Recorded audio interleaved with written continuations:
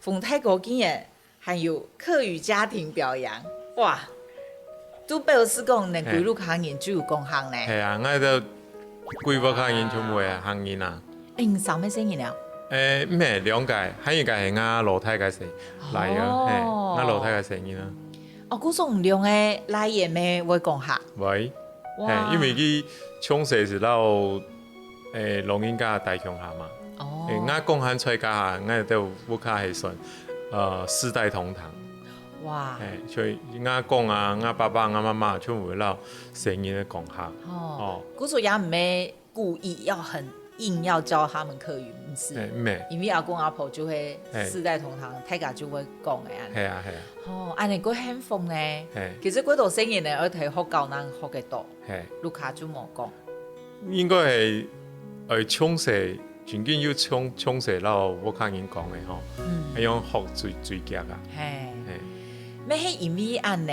古所唔要想講愛同客家變到唔嘅小房嘅全部當中安尼哦。係啊，因為係即個變客家嘅嗰種教材。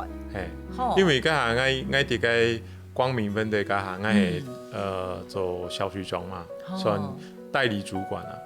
家下我是想講，因為我哋新竹縣係客家大縣嘛，差不多80%左右的縣民係鄉音啊。尤其係講大鄉下嘅農人家吼，佢喺台地喺度講客家多。因為我哋校方言吼，平均年齡係差唔多23歲，當後生哦。哦，後生。係當後生啊！台地以為南部來嘅講學佬嘅後生啊。哦。佢喺度是唔會講客啊，未聽唔出啦。我家下我是想講，佢係在到年紀下大嘅老人家，佢係聽唔出客話，你是冇辦法落去對話嘛。我是定認識有嘛嘅。我家下我是想講，教佢都簡單嘅客嘅學歷強，然做得到老人家對話。主要係講老人家吼，佢都係冇辦法講嘅法，佢冇辦法表達講佢到底哪位冇送上啊，吼哪裡不舒服啊？就如果你找不出真正的原因，你就沒辦法所謂的對症下藥嘛。